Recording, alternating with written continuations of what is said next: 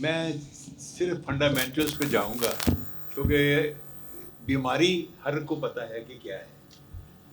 اب بیماری کا علاج جو ہے وہ امپورٹنٹ ہے. اب ٹیکس لگانا، ابھی جیسے محترمہ نے کہا کہ ریل اسٹیٹ پہ ٹیکس، میں ایک مثال دے رہا ہوں. ریل اسٹیٹ آلریڈی ٹیکس سے بھری ہوئی ہے. آپ بجلی کا جب بل دیتے ہیں، آپ کا جو بیسک یونٹ کی پرائس ہے اس کے اوپر 70% آپ ٹیکس دے رہے ہیں آلریڈی. آپ کتنا اور ٹیکس لینا چاہتی ہیں ان سے؟ اگر اس کو آپ فنڈامنٹل ایک اصول بنائیں گی تو پھر تو سارے بن جائیں گے. وہ غلط ہے. میں صرف 3 فنڈامنٹل چیزوں پہ جاؤں گا ہمیں جو سیدھا کرنے کی ضرورت ہے. This was part of my presentation to NDC also. ایک زبیر صاحب نے ہلکا سا ذکر کیا تھا کہ ایلیمنٹ آف ٹرسٹ ہمیں چاہیے انویسٹر. گروتھ اسی صورت میں آئے گی جب ایک ٹرسٹ کا ایلیمنٹ ہوگا. اگر مجھے یہ پتہ نہیں کہ آج کل کیا حکومت ہوگی تو پھر وہ انویسٹر چاہے وہ فارنر ہو یا لوکل ہو کوئی بھی نہیں آتا، وہ باہر چلا جاتا ہے.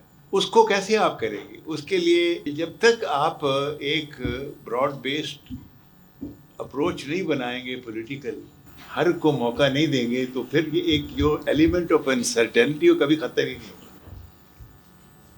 ابھی میں نے ایک صبح میں نے خبر ٹی وی پہ سنی اور مجھے بڑی پریشانی ہوئی کہ جی 1000 پولیس فورس کو بھیج رہے ہیں گلگت.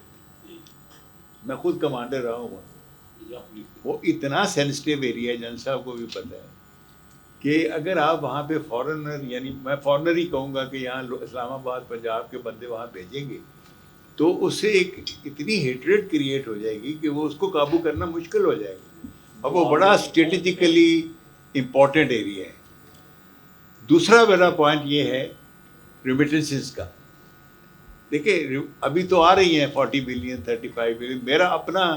میری جو میں تقریباً ہر سال باہر جاتا رہا ہوں as a managing director of Mazda, پھر اس کے بعد نسان کا، دوسرے ہر سال جاپان میں ادھر ادھر میٹنگ ہوتی تھی. ہم جو اپنی ایکسپورٹ کر رہے ہیں مین پاور کی وہ انسکلڈ ہے زیادہ. 80% جو انسکلڈ جاتے ہیں. اس کے 2 پرابلم. ایک تو ان کی جو آؤٹ پٹ ہے 1000 درہم پر منتھ بیچارے کو ملتا ہے، اس میں سے وہ 200 اور 100 بچا کے بھیجتا ہے. جبکہ ایک اسکلڈ پرسن جاتا ہے، چاہے وہ پاکستان کا ہو جرمنی کا ہو، وہ 1 گھنٹے میں 5000 درہم کما لیتا ہے. تو what we should do is کہ میں پہلے کئی دفعہ ہمارے پروگراموں میں یہ میں کہہ چکا ہوں کہ ہمیں اسکل ڈیولپمنٹ پروگرام شروع کرنے چاہیے. میں خود جب مینیجنگ ڈائریکٹر تھا مشین ٹول کا، ہم نے ایک اسکل ڈیولپمنٹ انسٹیٹیوٹ بنایا تھا جس میں کوئی 200 کے قریب بچے جاتے تھے میٹرک کے بعد، اور وہ 2 سال کا ہم سرٹیفکیٹ.